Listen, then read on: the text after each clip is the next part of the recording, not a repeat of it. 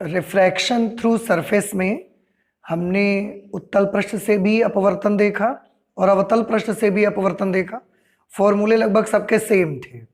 फॉर्मूले बदलते कब थे उनमें, अगर आप ऑब्जेक्ट को रेयरर में रखते हैं तो फॉर्मूला अलग रहता था उसके लिए, और अगर आप ऑब्जेक्ट को डेंसर में रखते हैं तो फॉर्मूला अलग रहता है। ठीक है। और उसी पर बेस्ड आपका एक फॉर्मूला बनाया जाता है, इसको हम बोलते हैं लेंस मेकर्स फॉर्मूला। हिंदी में इसे लेंस निर्माता सूत्र भी कहते हैं। आप बुक्स में देखेंगे तो ये लेंस निर्माता सूत्र के नाम से भी लिखा होगा।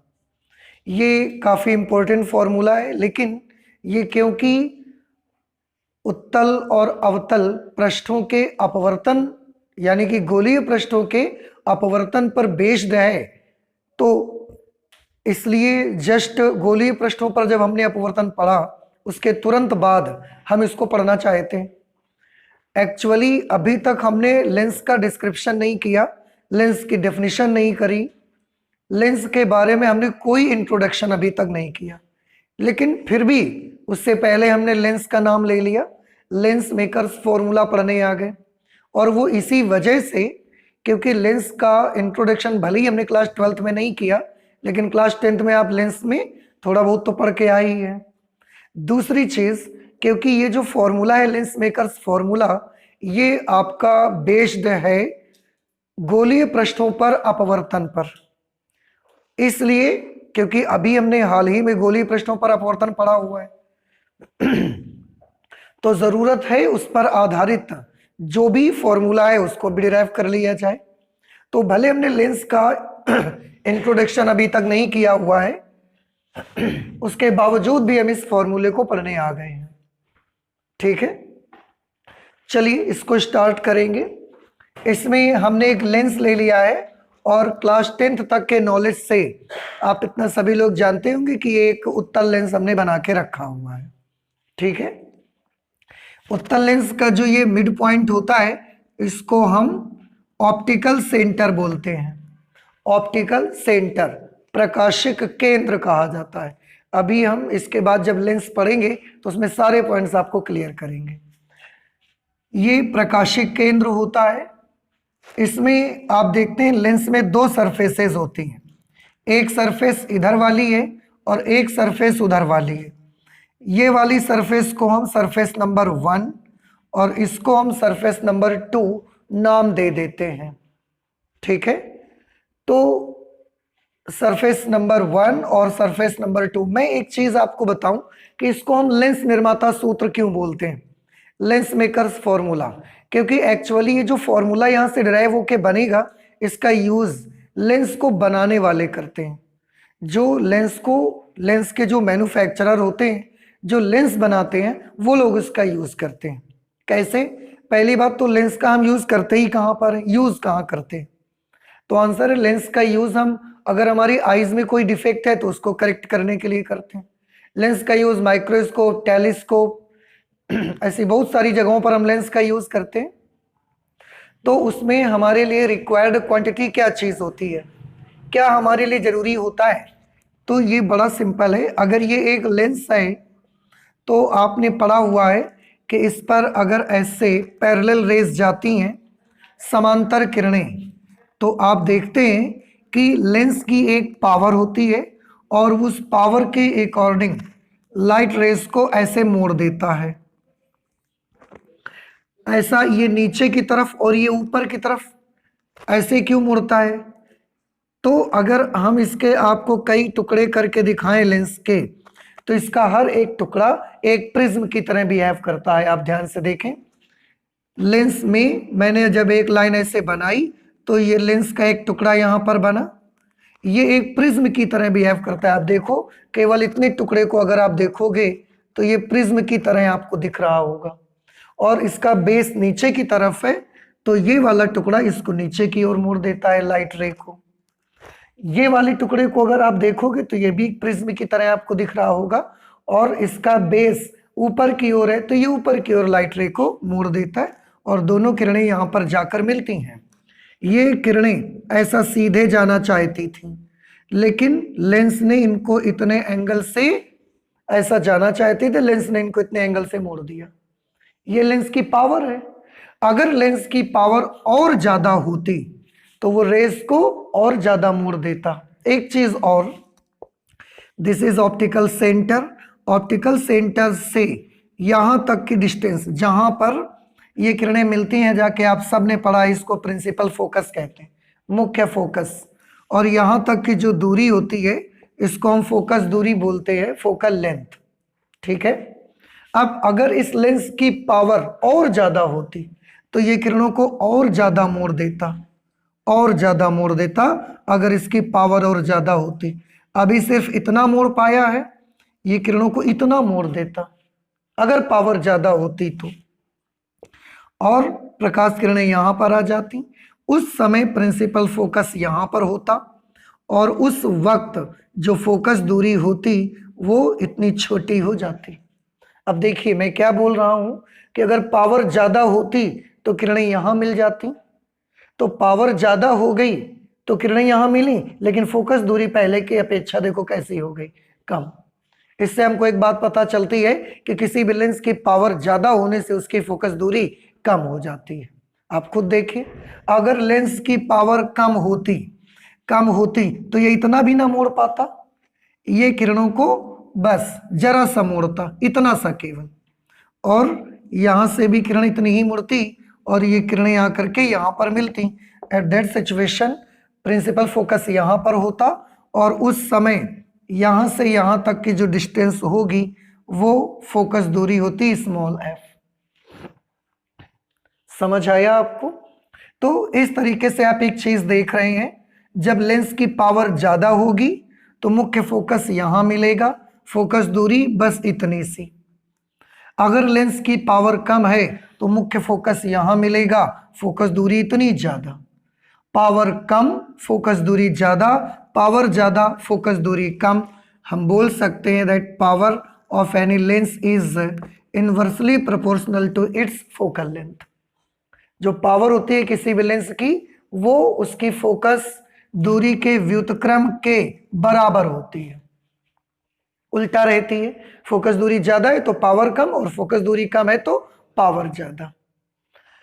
और मुझे अपने काम के लिए पावर ही उसकी चाहिए। कभी हमारा काम ऐसा है इसके लिए हमको पावर कम चाहिए, और कभी हमारी जरूरत ऐसी है जिसके लिए हमको लेंस की पावर ज्यादा चाहिए, तो कभी पावर कम चाहिए, कभी पावर ज्यादा चाहिए। और पावर के अकॉर्डिंग कौन चेंज होते जाएगा? फोकस दूरी। तो मुझे जो चाहिए लेंस, उसकी फोकल लेंथ कभी हमको कम चाहिए होती है और कभी उसकी फोकल लेंथ हमको ज्यादा चाहिए होती है। तो जब भी हमको कोई लेंस बनवाना होता है, बाई चांस हमारी आंख में कोई डिफेक्ट है और उसको करेक्ट कराने के लिए डॉक्टर ने हमको एक लेंस प्रेस्क्राइब किया कि आपको आपकी आंख पे लेंस लगेगा, 16 सेंटीमीटर का लेंस लगेगा। सपोज कि डॉक्टर ने हमको प्रेस्क्राइब किया कि आपको आपकी आंख को करेक्ट करने के लिए 16 सेंटीमीटर फोकस दूरी का लेंस चाहिए। तो हम तो जो लेंस बनाने वाला होगा, जो लेंस को मैन्युफैक्चर करता होगा, हम उसके पास जाएंगे और हम तो यही बोलेंगे कि एक काम करो कि हमको 16 सेंटीमीटर फोकस दूरी का लेंस बना के दे दो। हम तो यही कहेंगे जाके ना, और तो हम कुछ जानते ही नहीं है। डॉक्टर ने हमको जो प्रेस्क्राइब किया हम तो उसको वही स्लिप दिखाएंगे, उसमें लिखा है 16 सेंटीमीटर फोकल लेंथ का या इतनी पावर का लेंस आंख को करेक्ट कर सकता है, तो हम वो स्लिप दिखाएंगे उसको और वही हम मैन्युफैक्चर को दिखाएंगे जाके। अब उसने देखा कि 16 सेंटीमीटर फोकस दूरी का लेंस इनको चाहिए। अब वो लेंस बनाना चाहता है तो कैसे बनाएगा लेंस को? लेंस बनाने के लिए उसके पास क्या क्या चीजें हैं? हम तो उसको एक चीज बता देते हैं कि 16 सेंटीमीटर फोकस दूरी का हमको लेंस चाहिए, बस इतना बताते हैं। उसके बाद आगे का काम उसका। उसके पास लेंस बनाने के लिए कौन कौन सी चीजें हैं? तो उसके पास लेंस बनाने के लिए 2 चीजें हैं, रेदर 3 चीजें हैं आप मान लो। एक उसके पास ट्रांसपेरेंट मटेरियल है जिस चीज का वो लेंस बनाएगा। कांच का बनाएगा तो कांच उसके पास होना चाहिए, और कांच में भी बड़ी वैरायटी आती हैं। किसी का अपवर्तनांक 1.5 होगा, किसी का अपवर्तनांक 1.6 होगा। तो इस तरीके से उसके पास ग्लास है, जिस अपवर्तनांक के पारदर्शी माध्यम का वो लेंस बनाएगा वो पदार्थ उसके पास है। दूसरा उसके पास क्या है? दूसरा उसके पास लेंस को बनाने के लिए डाइज हैं। डाइज क्या होती हैं? सांचा। डाइज मतलब सांचा उसके पास है। तो वो क्या करेगा, अपनी अलमारी से सांचा निकालता है, एक सांचा दूसरा सांचा, दोनों को ऐसा मिला देता है, चिपका देता है कस के। चिपकाने के बाद एक जगह से थोड़ा सा ओपनिंग रखता है और वहां से कांच को, जिस कांच का उसको, जितने अपवर्तनांक के कांच का उसको लेंस बनाना है, उसको पिघला के वहां से भर देता है उसे। अब कांच को पिघला के दोनों सांचों के बीच उसने उसको भर दिया। भरने के बाद उसको ठंडा कर दिया। ठंडा करने के बाद ये सांचे उसने खोल दिए। जब सांचे खोल दिए तो बिल्कुल उसी शेप का लेंस कांच का बन के हमको मिल जाएगा। लेकिन वो कौन सा सांचा लगाएगा? उसके पास तो बहुत सारे डाइज होते हैं। तो ये डिपेंड करता है। अब देखिए उसके पास कौन कौन सी चीज होनी चाहिए। उसके पास एक तो म्यू होना चाहिए, जितने रिफ्रैक्टिव इंडेक्स का कांच वो यूज करेगा वो वाला म्यू उसको मालूम होना चाहिए। दूसरी चीज, वो जो सांचा लाता है, सांचे में भी कई सारी चीजें हो सकती हैं। जैसे उसका जो सांचा हो सकता है वो इतना मुड़ा हुआ भी हो सकता है, इतना मुड़ा हुआ भी हो सकता है, इतना मुड़ा हुआ भी हो सकता है सांचा। समझ रहे हैं? अगर सांचा इतना मुड़ा हुआ है तो उसकी वक्रता त्रिज्या कैसी है? कम। वक्रता ज्यादा है, वक्रता त्रिज्या कैसी है? कम। इतने से ही घूम के आ गया, तो वक्रता ज्यादा है पर वक्रता त्रिज्या कैसी है? कम। अगर इतना मुड़ा हुआ है तो वक्रता त्रिज्या थोड़ी बड़ी है। अगर सांचा जरा सा हल्का सा ही घूमा हुआ है तो वक्रता त्रिज्या और ज्यादा है। तो उसके पास अलग अलग रेडियस ऑफ कर्वेचर के बहुत सारे डाइज रहते हैं।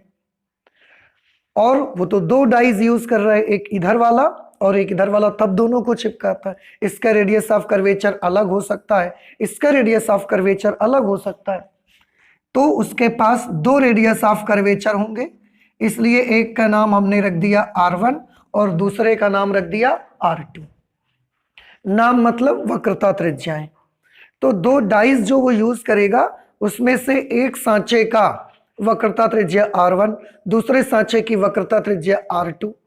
ऐसा भी हो सकता है कि दोनों तरफ के सांचे की वक्रता त्रिज्या सेम यूज कर ले। उसके पास जो लेंस को मैन्युफैक्चर करते हैं उनके पास इस प्रकार के बहुत सारे सांचे रहते हैं, उनकी अलमारी में बहुत सारे सांचे रहते हैं। हम उसको किसकी इंफॉर्मेशन देंगे? हम उसको केवल F की इंफॉर्मेशन देंगे, या P आप सोच लो कि हम उसको फोकल लेंथ बताएंगे या लेंस की पावर बता देंगे। हम तो केवल इतना उसको इन्फॉर्म करेंगे। पर उसके पास कौन कौन सी चीजें हैं? उसके पास कांच है म्यू अपवर्तनांक का, उसके पास बहुत सारे सांचे हैं, उनमें से वो R1 और R2 वक्रता त्रिज्याओं के दो सांचे निकालेगा, उन दोनों को चिपकाएगा ऐसा, उसमें से एक थोड़ी सी जगह छेद बनाएगा और वहां से कांच को पिघला के भर देगा। उसके बाद खोलेगा ठंडा करके, वो लेंस बन जाएगा। इसका मतलब ये है कि हमारे पास क्या क्या चीज अवेलेबल होगी। जब हम लेंस के मैन्युफैक्चर को ये बात बताएंगे तो हमने उसको कौन कौन सी दो बातें, एक बात हमने दी, F हमने उसको दे दिया, म्यू उसके पास ऑलरेडी है। अब वो कितना R1 लगाएगा, कितनी वक्रता त्रिज्या का पहला डाई लगाएगा, कितने वक्रता त्रिज्या का दूसरा डाई लगाएगा, या दोनों डाई सेम रेडियस ऑफ कर्वेचर के लगाएगा, ये वो कैलकुलेट करेगा। ये उसको हमने नहीं दिया। देखो हमने उसको क्या दिया? F। उसके पास क्या है? म्यू। तो R1 और R2 तो उसको पता, उसके पास बहुत R1 R2 रखे हैं, लेकिन उनमें से बहुत सारे R1 R2 में कौन सा निकाल के वो सांचा लगा देगा ये तो मालूम करना पड़ेगा ना। ऐसा R1 R2 लगाना पड़ेगा उसको कि जब लास्ट में जाके लेंस बने तो उतनी ही फोकल लेंथ का बन जाए। ऐसा R1 R2 उसको चाहिए। तो R1 R2 के लिए वो कैलकुलेशन करता है फिर, और कैलकुलेशन करने के लिए हमको एक फॉर्मूला चाहिए। तो वैसा एक फॉर्मूला जो कि जिसमें एफ हो या पावर हो, म्यू हो, R1 हो, R2 हो, ऐसा एक फॉर्मूला हमको चाहिए। तो ऐसा जो फॉर्मूला बनाएंगे उसी का नाम होता है लेंस मेकर्स फॉर्मूला। हिंदी में लेंस निर्माता सूत्र कहते हैं। इस फॉर्मूले को ही हम लोग आज डिराइव करने चलेंगे। और इसको लेंस निर्माता सूत्र क्यों बोलते हैं? क्योंकि इसका यूज, इस फॉर्मूले का यूज कौन करता है? लेंस को बनाने वाला करता है। लेंस का जो निर्माण करते हैं वो लोग करते हैं, इसलिए हमने इसका नाम रखा लेंस निर्माता सूत्र, लेंस मेकर्स फॉर्मूला। तो आप देखेंगे जब फाइनली लास्ट में एक फॉर्मूला मिलेगा आपको, उसमें कितनी क्वांटिटीज होंगी? 4। एफ होगा, R1 R2 होगा, म्यू होगा। इतनी 4 क्वांटिटीज में वो फॉर्मूला रहेगा आपका, जिसमें से डॉक्टर जब हमको प्रेस्क्राइब करेगा तो वो हमको केवल एफ बता देगा, हम भी जाकर के मैन्युफैक्चरर को एफ बता देंगे। म्यू वो अपने अकॉर्डिंग यूज करेगा, उसके बाद R1 R2 फॉर्मूले से निकालेगा, या सेम दोनों R सेम कर देगा वो दोनों तरफ के, ये भी कर सकता है। तो इस तरह से उसको एक फॉर्मूला चाहिए और वही फॉर्मूला हम लोग डिराइव करेंगे, और इसीलिए हमने इसका नाम क्या रखा हुआ है? Lens makers formula. क्योंकि इस फॉर्मूले का उपयोग लेंस को बनाने वाले करते हैं, लेंस का निर्माण करने वाले करते हैं, इसलिए इसका नाम ही रख दिया गया लेंस मेकर्स फॉर्मूला। ठीक है, उसके लिए मैंने ऑलरेडी एक लेंस बना के रखा हुआ है। अब ये लेंस बना के रखा हुआ है तो हम इससे इमेज देखना चाहते हैं, कहाँ बनेगी और कितनी दूर बनेगी, कैसी बनेगी, ये सारी चीजें। सबसे पहले लेंस में, क्योंकि 2 सरफेस अभी आप देखी, वो 2 डाई निकाल के लाएगा, एक इधर की सरफेस होगी और एक इधर वाली सरफेस होगी। हमने मान लिया ये वाली सरफेस लेंस की सरफेस नंबर 1 है और इधर वाली सरफेस सरफेस नंबर 2 है। ठीक है, अच्छा, और बीच में यहां पर ग्लास भरा हुआ है, यहां पर एयर है, यहां पर भी एयर है, लेकिन यहां बीच में ग्लास भरा हुआ है, और उस ग्लास का रिफ्रैक्टिव इंडेक्स कितना है? म्यू। वायु के सापेक्ष इस कांच का अपवर्तनांक हमने म्यू के बराबर मान लिया, तो वो ग्लास यहां भरा हुआ है। ध्यान रहे, यहां सब जगह क्या है? एयर। यहां भी सब जगह क्या है? एयर। बस इतनी सी जगह पर क्या है? कांच। इतनी सी जगह पर है ग्लास। ठीक है, अच्छा, अब सबसे पहले मैं एक काम करता हूं, क्योंकि ये 2 वक्राकार पृष्ठ हैं, एक ये कर्व सरफेस है, स्फेरिकल सरफेस है, और एक ये गोलीय पृष्ठ है। अगर दोनों गोलीय पृष्ठ हैं तो दोनों के वक्रता केंद्र कहीं ना कहीं होंगे। क्या आप बता सकते हैं मुझे, इधर वाली जो सरफेस नंबर 1 है, इसका वक्रता केंद्र किधर पड़ेगा? ये गोलीय पृष्ठ ऐसा बना हुआ है, इसका वक्रता केंद्र किधर पड़ेगा? लेफ्ट साइड में या राइट साइड में? राइट साइड में पड़ेगा, क्योंकि इसका अगर आप ऐसा गोला कंप्लीट करोगे तो इसका सेंटर इधर की तरफ मिलेगा आपको। यहां इसका सेंटर ऑफ कर्वेचर, हम इसको C1 मान लेते हैं, centre of curvature of first surface, surface number 1। ऐसे ये कर्व सरफेस है, इसका सेंटर ऑफ कर्वेचर, इसका गोला कंप्लीट करोगे तो ऐसा आएगा, इसका सेंटर ऑफ कर्वेचर इधर की तरफ कहीं पर पड़ेगा,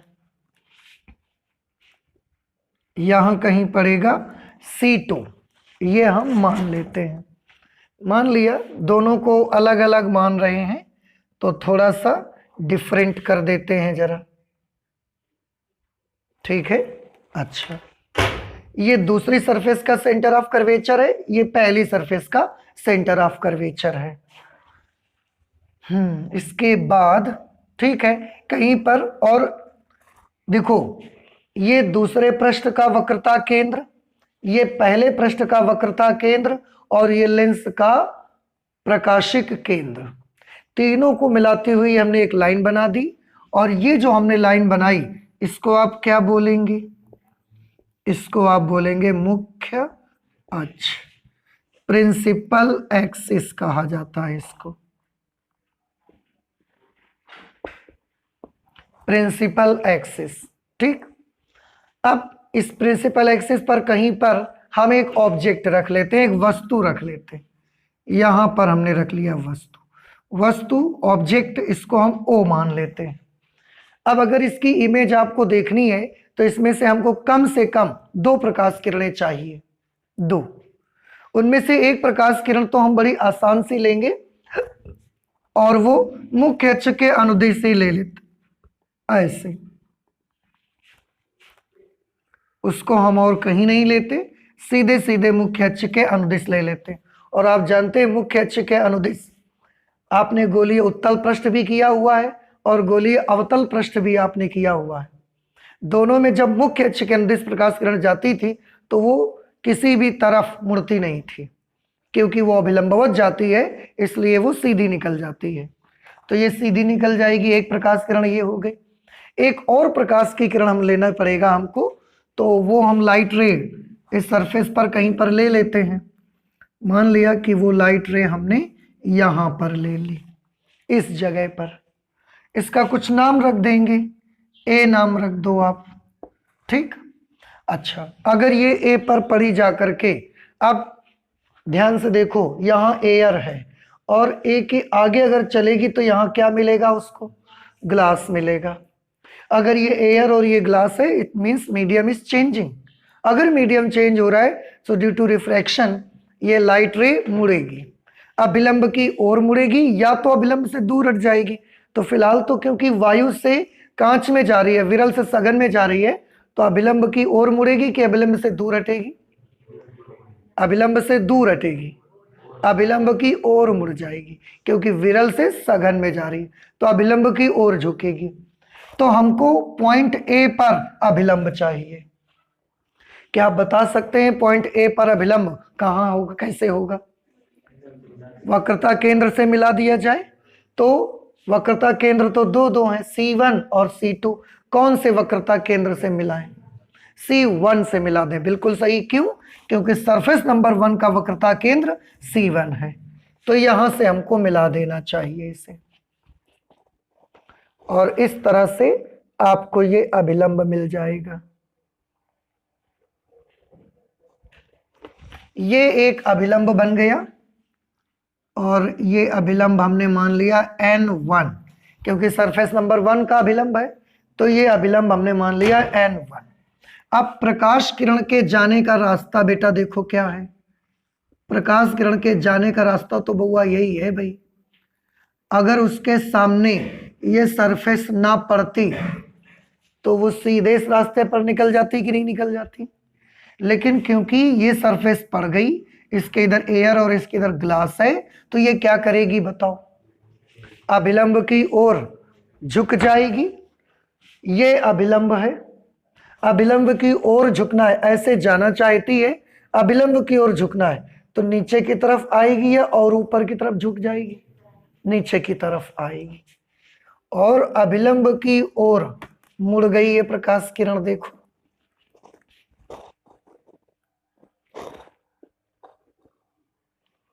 ऐसे ये प्रकाश की किरण अभिलंब की ओर मुड़ करके यूं निकल गई, ठीक है।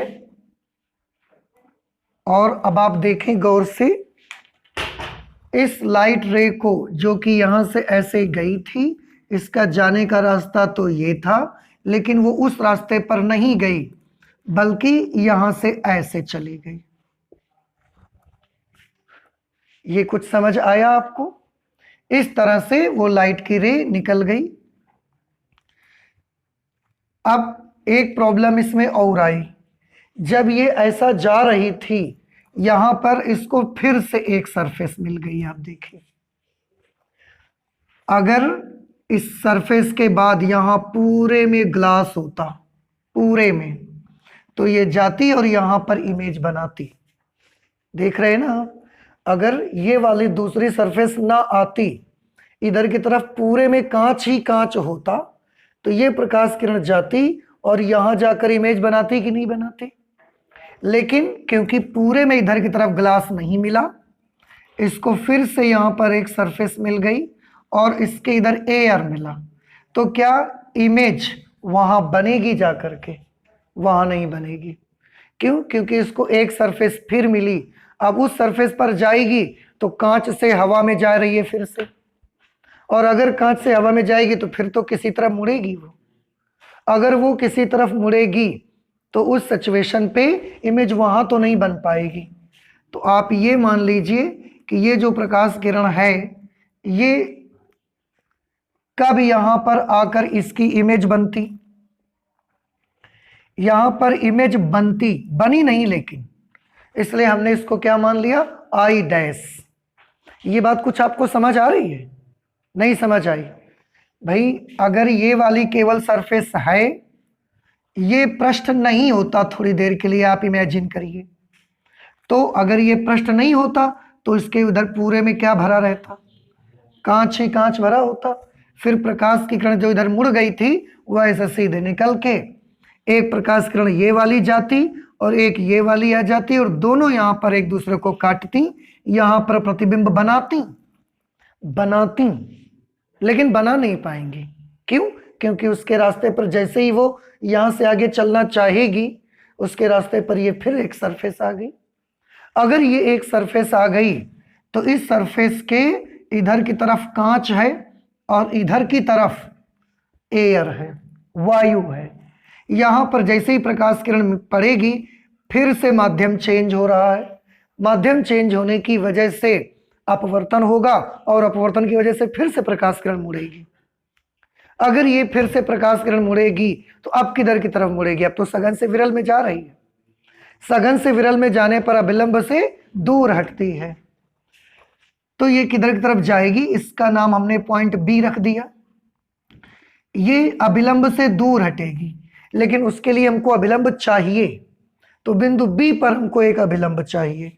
बिंदु बी पर अभिलंब कैसे बनाएंगे हम, C2 से मिला दिया जाए। क्यों? क्योंकि बिंदु बी सरफेस नंबर 2 पर है और सरफेस नंबर 2 का सेंटर ऑफ कर्वेचर C2 है। तो अगर आपको सरफेस नंबर 2 के किसी भी बिंदु पर अभिलंब चाहिए तो आपको इससे C2 से मिलाना पड़ेगा, तो यहां से हमको इसको मिलाना पड़ेगा, ये अभिलंब।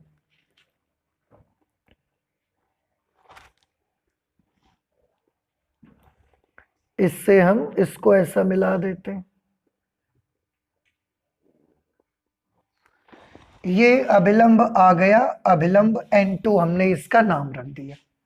अब ध्यान से देखो, ये प्रकाश किरण जाना तो इस दिशा में चाहती है, इस दिशा में ऐसे ऐसे जाना चाहती है कि नहीं जाना चाहती, लेकिन कांच से निकली और हवा में गई, सघन से विरल में जा रही है, तो क्या बिना मुड़े सीधी निकल जाएगी वो? अगर अभिलंबवत होती तो सीधी निकल भी जाती, लेकिन ये तो टेढ़ी आ रही है तो सीधी नहीं निकल के जा सकती। फिर क्या होगा इसमें, अभिलंब से दूर हटेगी, सघन से विरल में गई ना, अभिलंब से दूर हटेगी, तो जाने का रास्ता तो इसका ये है। अभिलंब यहां पर N2 बना हुआ है, जा रही है इस दिशा में, अभिलंब से इसको दूर हटना है, तो बताएं ऐसे ऊपर की तरफ झुक जाएगी या नीचे की तरफ मुड़ जाएगी? सोचिए फिर से, ये वाली प्रकाश किरण है कि नहीं है?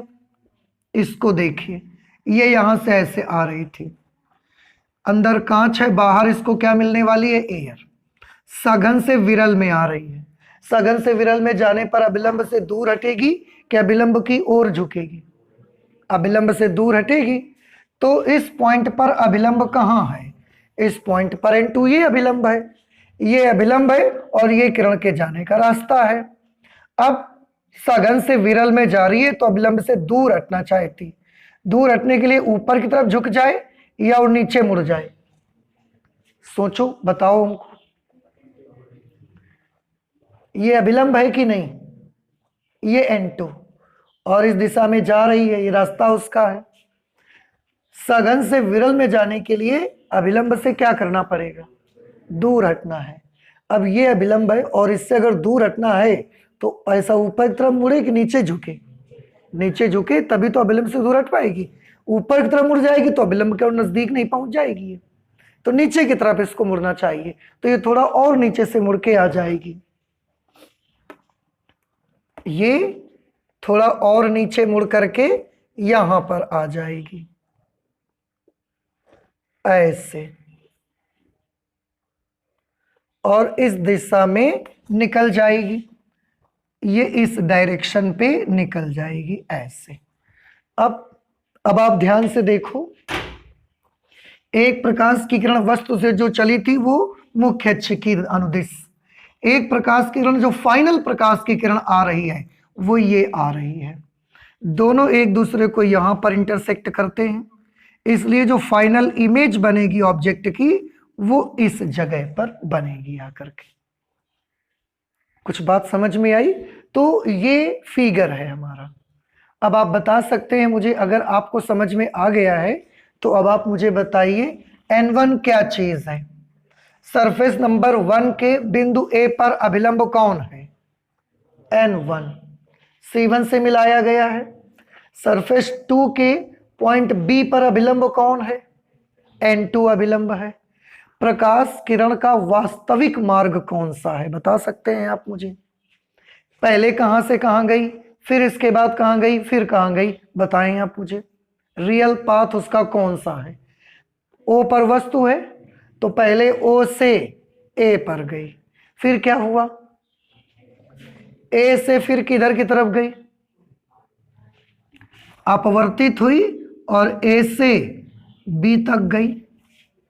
इसके बाद B से I डैश पर गई कि B से I पर गई? B से I पर गई। तो I डैश पर क्या हुआ? I डैश पर एक इमेज बनती, लेकिन उस वक्त बनती अगर ये दूसरी वाली सरफेस ना होती, केवल सरफेस नंबर 1 होती तो उस वक्त इस वस्तु का प्रतिबिंब I डैश पर ही बनता जाकर के। कुछ फिगर समझ आ रहा है आपको? नहीं समझ में आया? फिर से बताएं, C1 क्या है?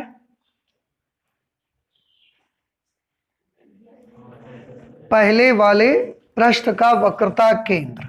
C2 क्या है? दूसरे वाली सरफेस का वक्रता केंद्र। C क्या चीज है? लेंस का प्रकाशिक केंद्र। प्रकाश, और ये लाइन को क्या बोलेंगे? मुख्य अक्ष। प्रकाश किरण वस्तु से 2 प्रकाश किरणें चली, एक मुख्य अक्ष के अनुदिश और दूसरी ओर से चलने वाली ये प्रकाश किरण। प्रकाश किरण का रियल मार्ग कौन सा है? आंसर है O से A वायु में, फिर A से B कांच में, फिर B से I फिर से एयर में। ये समझ आया आपको? अच्छा, सरफेस नंबर 1 के लिए वस्तु कौन है? सरफेस नंबर 1 के लिए वस्तु कौन है? O। और सरफेस नंबर 1 के लिए प्रतिबिंब कौन है? I dash. वेरी गुड, क्योंकि सरफेस नंबर 1 के लिए वस्तु O है और प्रतिबिंब कौन है? I dash. क्योंकि अगर ये दूसरी सरफेस ना होती तो ये जो सरफेस नंबर 1 है उसका प्रतिबिंब I डैश पर बनाती, लेकिन यहां बन नहीं पाया। क्यों नहीं बन पाया? क्योंकि प्रकाशगण के मार्ग में एक दूसरी सरफेस आ गई, इसलिए वहां नहीं बन पाया। तो फाइनल इमेज कहां बनी? फाइनल इमेज I पर बनी जाकर के। ठीक है। अच्छा, सरफेस नंबर 2 के लिए प्रतिबिंब कौन है? सरफेस नंबर 2 के लिए प्रतिबिंब कौन है? I। और सरफेस नंबर 2 के लिए वस्तु कौन है? नो। वस्तु की पहचान कैसे करते हैं आप थोड़ा ध्यान से सुनिए मेरी बात। देखो, सरफेस नंबर 2 ने क्या किया है, पहले आप ये सोचिए बस। सरफेस नंबर 2 ने किया है ये कि जो प्रतिबिंब I डैश पर बनने जा रहा था उसको उठा के उसने कहां बना दिया? I पर बना दिया। I डैश पर उसने बनने नहीं दिया। इसका मतलब है सरफेस नंबर 2 ने क्या किया? I डैश के प्रतिबिंब को I पर बना दिया। यही तो हुआ। अगर सरफेस 2 नहीं होती तो इमेज कहां बनती? I डैश पर। सरफेस 2 आ जाने की वजह से I डैश वाली प्रतिबिंब कहां बनी? I पर। तो सरफेस 2 ने क्या किया? I डैश पर जो प्रतिबिंब बन रहा था उसने आई डैश का प्रतिबिंब कहां बना दिया, आई। तो सरफेस नंबर 2 के लिए प्रतिबिंब आई है, लेकिन सरफेस नंबर 2 के लिए वस्तु कौन है, आई डैश। याद रखिए इसको। दूसरी पृष्ठ जो है गोलीय पृष्ठ, उसने क्या किया, सिंपल शब्दों में आई डैश को उठाकर आई पर बना दिया है। सरफेस नंबर 1 ने क्या किया, ओ को उठाकर आई डैश पर बनाया। तो सरफेस 1 के लिए वस्तु ओ, प्रतिबिंब आई डैश। सरफेस नंबर 2 ने क्या किया, आई डैश को उठाकर आई पर बना दिया। इसका मतलब सरफेस नंबर 2 के लिए वस्तु कौन, आई डैश, और प्रतिबिंब कौन। ऐसे भी अच्छा नहीं लग रहा है तो एक और तरीका देखो। वस्तु की पहचान क्या होती है, वस्तु की पहचान ये होती है कि वस्तु से जो प्रकाश किरण रहती आती है वो मुख्य अक्ष को जिस बिंदु पर काटती है वही वस्तु मानते हो कि नहीं मानते हो। आपतित किरण मुख्य अक्ष को जिस बिंदु पर काटती है वही वस्तु होती है। सोचिए थोड़ा सा, आपतित किरण मुख्य अक्ष को जिस बिंदु पर काटती है वही तो वस्तु होती है। अब सरफेस 1 की बात करो जरा। सरफेस 1 के लिए आपतित किरण कौन सी है, ये वाली। ये मुख्य अक्ष को कौन से बिंदु पर काटती है, ओ पर, तो यही वस्तु है। ठीक है, हमको सरफेस नंबर 2 की वस्तु पहचाननी है। तो सरफेस नंबर 2 के लिए आपतित किरण मुख्य अक्ष को जिस बिंदु पर काटेगी वही वस्तु होगी सरफेस 2 के लिए। देखो ये थोड़ा सा कॉम्प्लेक्स है, थोड़ा सा डिफिकल्ट है, बट आप अच्छे से इसको समझिए। वस्तु किसको बोलते हैं, क्या तरीका होता है वस्तु को रिकॉग्नाइज करने का। बड़ा इजी मेथड है। क्या, अगर आप सरफेस नंबर 1 की वस्तु पहचानना चाहते हो तो ठीक है, ये देख लो कि सरफेस नंबर 1 के लिए आपतित किरण कौन सी है। फिर ये देख लो कि ये वाली आपतित किरण ने मुख्य अक्ष को कहां पर काटा, वही उसके लिए वस्तु बन जाएगी। ये सरफेस नंबर 1, इस पर आपतित किरण कौन सी है बताइए। इतनी सारी लाइंस बनी हुई हैं, इनमें सरफेस नंबर 1 पर आपतित किरण एक ही होगी कोई। एक तो ये वाली है और एक आपतित किरण ये वाली है। ये किरण मुख्य अक्ष को जहां पर काटती है वहीं पर वस्तु है कि नहीं है। अब जरा सरफेस नंबर 2 पर चलिए आप और गौर करके मुझे बताइए सरफेस 2 के लिए आपतित किरण कौन सी है। ये सरफेस नंबर 2 है, इसके लिए आपतित किरण बताइए, जो किरण उसमें जाकर आपतित हुई हो। बताएं मुझे, कोई नहीं मिल रही है। क्यों, यहां से किरण मुड़ने के बाद ऐसे पड़ी नहीं जाके इस पे, ये वाली, ये किरण ऐसे गई उसके बाद ऐसे मुड़ी कि नहीं मुड़ी, ये ऐसे और फिर ऐसे, यहां से ऐसे गई और उसके बाद ये ऐसे जा नहीं रही है। तो अगर ये सरफेस नंबर 2 है तो सरफेस नंबर 2 के लिए आपतित किरण कौन सी है, ये वाली है कि नहीं है आपतित किरण। आप चाहें तो इसे मैं डार्क कर देता हूं ऐसे, देखिए यही किरण तो सरफेस नंबर 2 पर ऐसे आपतित हुई है जाकर के। तो सरफेस नंबर 2 के लिए आपतित किरण ये वाली है। अगर ये आपतित किरण है तो ये मुख्य अक्ष को कहां काटेगी, आप खुद सोचिए, बताइए मुझे। क्या ऐसा बढ़ाओगे तो ये और दूर होते जाएगी मुख्य अक्ष से, कहीं नहीं काटेगी। आगे बढ़ के जब ये गई तो देखो मुख्य अक्ष को इसने कहां काटा, आई डैश पर। इसलिए सरफेस नंबर 2 के लिए वस्तु कहां पर मानी जाएगी, आई डैश पर मानी जाएगी। तो वस्तु को पहचानने के हमने 2 तरीके आपको बताए, समझ आ रहा है। एक तो ऐसे समझ लें कि सरफेस नंबर 1 ने ओ का प्रतिबिंब आई डैश पर बनाया, तो सरफेस नंबर 1 के लिए वस्तु ओ है, प्रतिबिंब आई डैश है। सरफेस नंबर 2 ने क्या किया, इसने आई डैश को उठा के आई पर बना दिया। तो सरफेस नंबर 2 के लिए आई डैश वस्तु है और आई उसका प्रतिबिंब है। दूसरा तरीका वस्तु को पहचानने का ये कि उस सरफेस पर जो आपतित किरण होगी वो मुख्य अक्ष को कौन से पॉइंट पर इंटरसेक्ट करती है, वो वाला पॉइंट आप देख लें, उसको हम बोलते हैं वस्तु। सरफेस नंबर 1 पर ये आपतित किरण थी और मुख्य अक्ष को यहां पर काट रही है, तो यहां वस्तु है। सरफेस नंबर 2 के लिए आपतित किरण ये वाली है।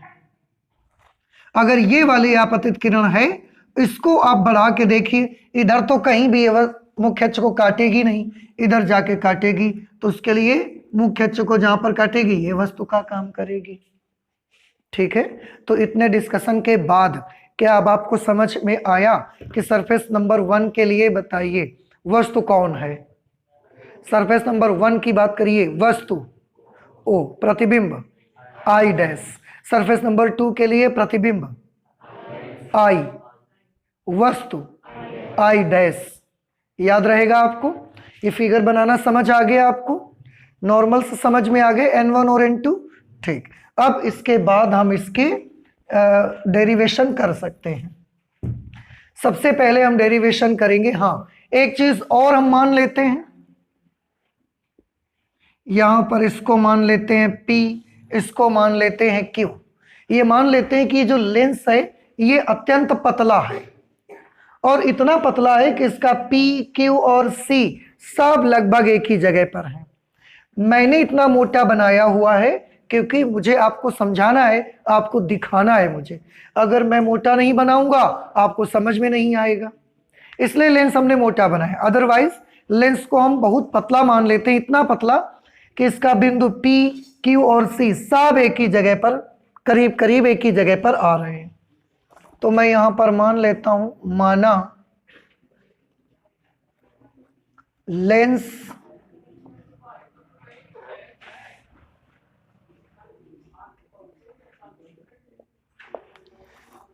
लेंस अत्यंत पतला है, अतः बिंदु P, Q, बिंदु P व Q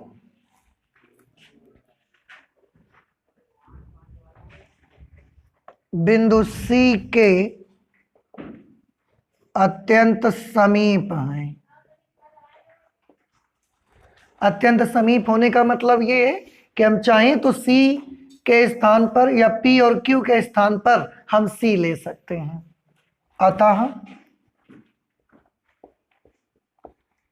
P व Q के स्थान पर,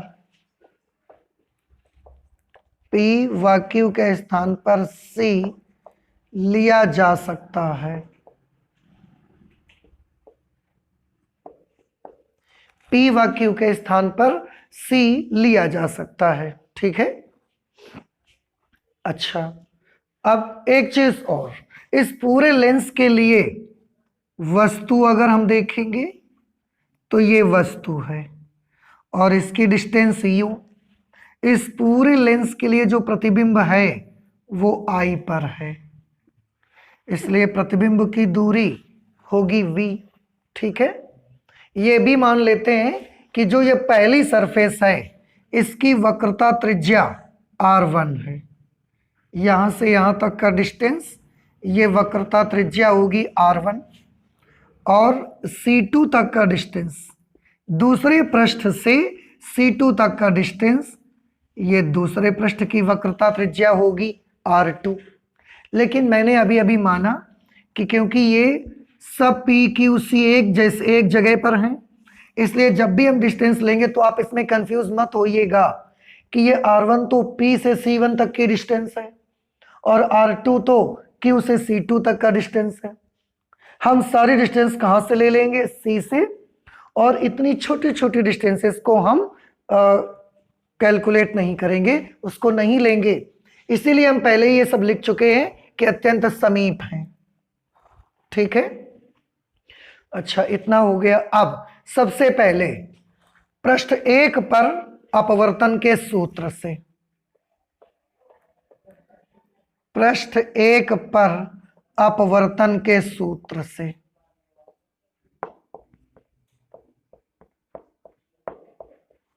थोड़ा ध्यान से सभी लोग देखें।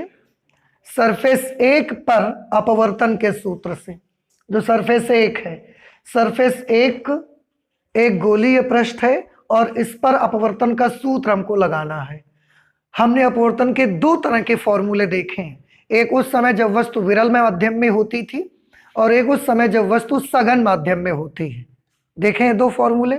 तो सरफेस, पहली सरफेस के लिए बताएं वस्तु विरल में है कि सघन में है? विरल में है। अगर विरल में है तो फॉर्मूला क्या हमने देखा, μ2/v minus μ1/u is equal to μ2 minus μ1/r। Formula याद आया आपको? तो पृष्ठ 1 पर अपवर्तन के सूत्र से पहले जो भी फॉर्मूला लगना है उसको एज इट इज आप लिख लीजिए, उस पर फिर बाद में वैल्यूज आप अप्लाई करिए। अब ज्योमेट्रिकल डिस्टेंसेस के पदों में इसको लिखो। v क्या है? प्रतिबिंब की दूरी। क्या आप बता सकते हैं कि सरफेस 1 के लिए प्रतिबिंब कौन है? I dash. तो हमको क्या लिख लेना चाहिए? सरफेस 1 के लिए प्रतिबिंब I डैश पर बनेगा, तो एक्चुअली तो हमें P से I डैश तक का डिस्टेंस लेना चाहिए, लेकिन क्योंकि P और Q और C सब एक जैसे हैं तो हम डिस्टेंस कहां से लेंगे? C से। तो C I डैश लेना पड़ेगा मुझे। और बताओ ये C I डैश पॉजिटिव निशान के साथ लेंगे या नेगेटिव साइन के साथ?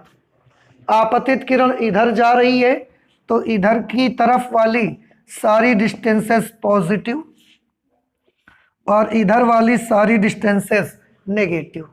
तो ये C I डैश जो लेंगे प्लस लेंगे कि माइनस? प्लस लेना पड़ेगा हमको। Minus μ1/u। u क्या चीज है? वस्तु की दूरी। तो पृष्ठ 1 से वस्तु की दूरी बताओ। पृष्ठ 1 के लिए वस्तु कौन है? O। तो दूरी यहां से कितनी है? u दूरी है, लेकिन आप पहले ज्योमेट्रिकल डिस्टेंसेस में लिखो। तो CO, CO लिखना है। और ये CO पॉजिटिव की negative? Negative. Is equal to μ2 minus μ1/r। r की जगह पर क्या लिखना चाहिए? पहली सरफेस का वक्रता त्रिज्या लिखेंगे हम। पहली सरफेस की वक्रता त्रिज्या कितनी? देखो ये पहली सरफेस है, पहली सरफेस का वक्रता केंद्र यहां से यहां तक का डिस्टेंस कितना? r1। r1 लिखना चाहिए पहली सरफेस की वक्रता त्रिज्या। पॉजिटिव की नेगेटिव? पॉजिटिव। ठीक है, इसको थोड़ा सा सॉल्व कर दो। तो μ2/CI dash plus μ1/CO is equal to μ2 minus μ1/O। r1 नहीं लिखो क्योंकि अभी ये ऑप्टिकल डिस्टेंस हो जाएगी, अभी हम ज्योमेट्रिकल डिस्टेंसेस यूज कर रहे हैं।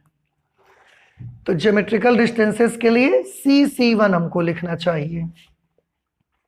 CC1 पॉजिटिव, तो ये CC1 यहां पर आ जाएगा। Let this is equation number 1। ये सरफेस नंबर 1 के लिए अपवर्तन के सूत्र से हमने ये इक्वेशन बना ली। अब सरफेस नंबर 2 के लिए बनाइए। पृष्ठ 2 पर अपवर्तन के सूत्र से, पृष्ठ 2 पर अपवर्तन के सूत्र से। पृष्ठ 2 ये है। अब फिर से ध्यान से सोचकर बताइए कि पृष्ठ 2 के लिए वस्तु कौन है? I dash. पृष्ठ 2 के लिए प्रतिबिंब कौन है? I। और एक चीज, पृष्ठ 2 के लिए वस्तु कहां पर है? विरल में या सघन में? पृष्ठ 2 के लिए वस्तु का काम कौन कर रहा है? पृष्ठ 2 के लिए वस्तु कहां है? सघन में कि विरल में? सघन में है। आपतित किरण कहां से आ रही है? देखो ये सरफेस नंबर 2 है, सरफेस नंबर 2 पे जो किरण आपतित हुई है वो कहां से आई है? सघन माध्यम से। आई है कि नहीं आई है? इसीलिए तो उधर आगे डॉटेड बनाई गई है कि वाकई में किरण यहां से आ नहीं रही है या वाकई में किरण यहां जा नहीं रही है। वाकई में किरण कहां से आ रही है? सघन माध्यम से। आप देखो ना, सरफेस नंबर 2 पर जो आपतित किरण ये वाली है,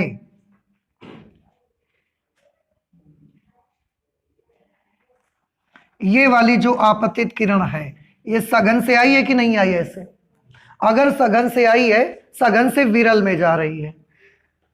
अब सरफेस नंबर 2 के लिए अगर प्रकाश किरण सघन से विरल में जा रही है, इसका मतलब वस्तु सघन में होगी कहीं पर, तो सघन माध्यम में वस्तु है।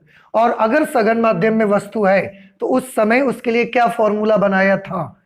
याद करिए, μ2 और μ1 के चेंज हो जाएंगे, तो क्या बन जाएगा? μ1 upon v minus μ2 upon u is equal to μ1 minus μ2 upon r। उस वक्त फॉर्मूला अब ये लगेगा। ये बताएं भाई कि ये बात आपको समझ नहीं आई है क्या? क्यों? कि पृष्ठ 2 के लिए वस्तु कहां पर होगी? सघन माध्यम में। क्यों?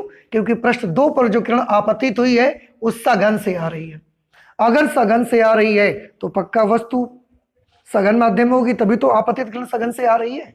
भाई आपतित किरण कहां से आती है? वाकई में जहां पर वस्तु होती है। सरफेस 2 पर आपतित किरण कहां से आ रही है? सघन माध्यम से।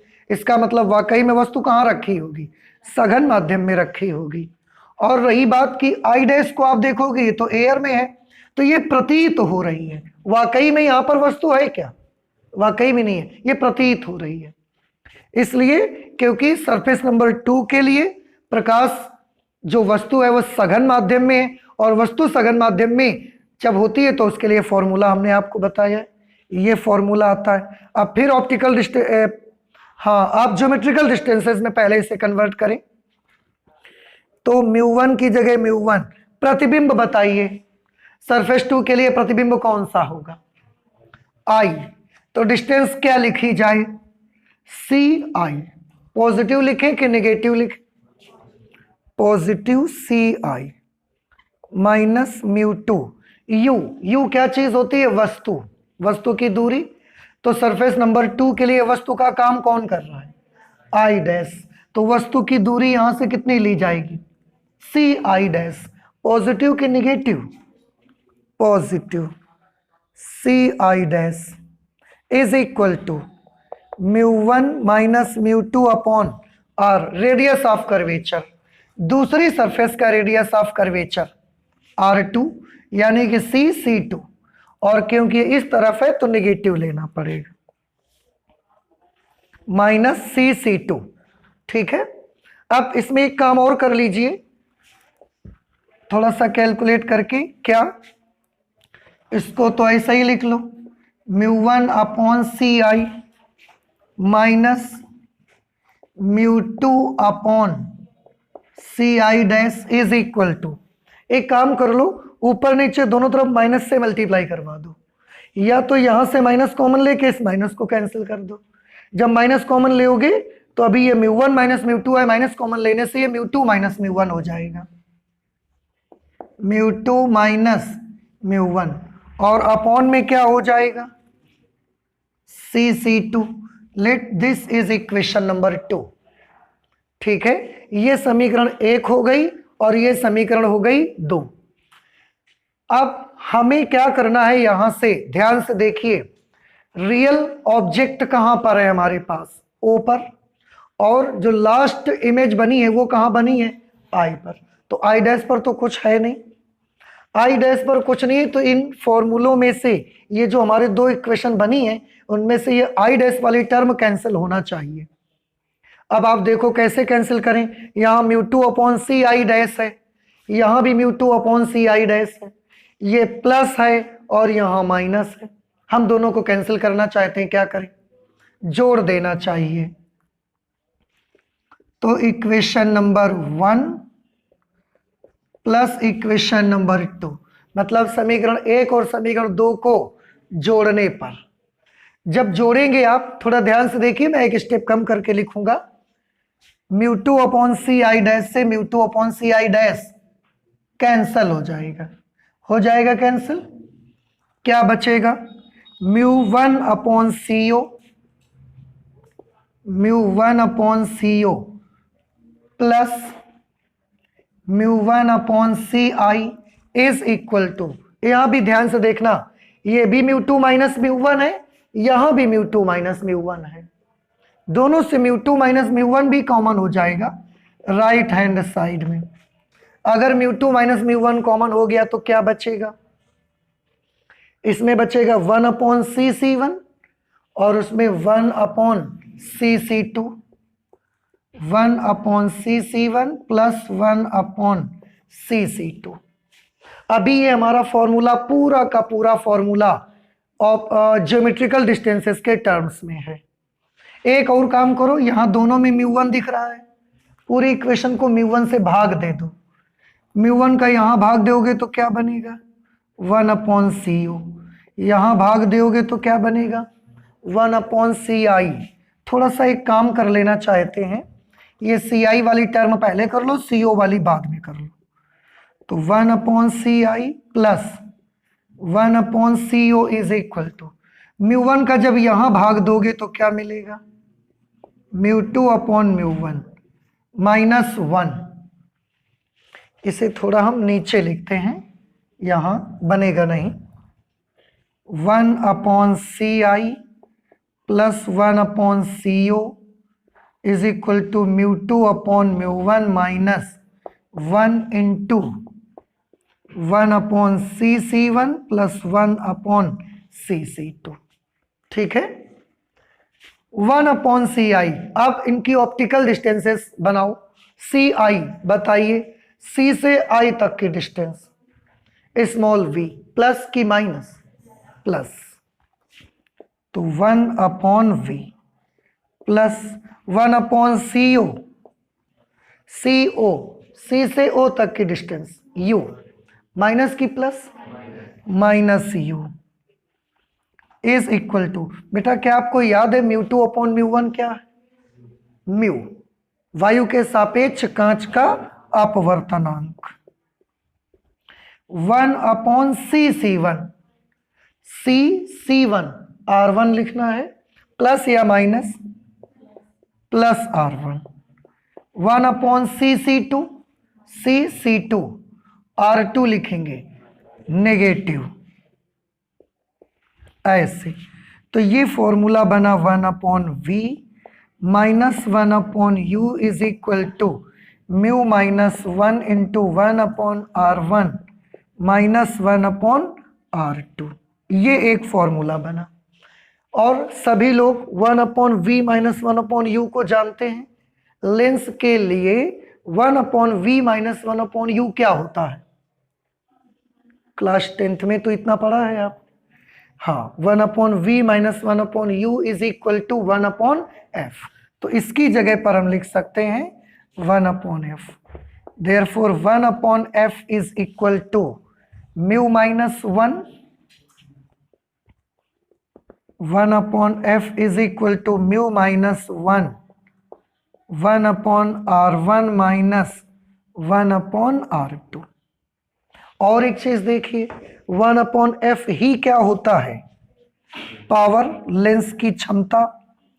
तो हम इसको और क्या लिख सकते हैं, हम इसको P भी तो लिख सकते हैं, P is equal to 1/f is equal to mu minus 1, 1/r1 minus 1/r2। अब आप देखिए, स्टार्टिंग में हमने जिन क्वांटिटीज की बात की थी उन्हीं से मिलकर एक फॉर्मूला बना, F है उसमें, म्यू है, R1 है, R2 है। ठीक है, ये इसको बोलते हैं लेंस मेकर्स फॉर्मूला। तो आप जब जाओगे, आपको लेंस बनवाना होगा, आप कौन सी जानकारी उसको दोगे, F की। उसके पास क्या क्या है, उसके पास म्यू वाला मटेरियल है, और उसके पास R1 और R2 के डाइज रखे हैं। वो डाइज निकालेगा अपनी अलमारी से, ऐसा चिपकाएगा, उनके बीच में म्यू वाला मटेरियल भर देगा, पिघला करके ठंडा करके सांचे हटा देगा, लेंस बन के तैयार हो जाएगा। और जितनी रिक्वायर्ड फोकल लेंथ का आपको लेंस चाहिए वो बन जाएगा यहां से। तो यही लेंस निर्माता सूत्र है।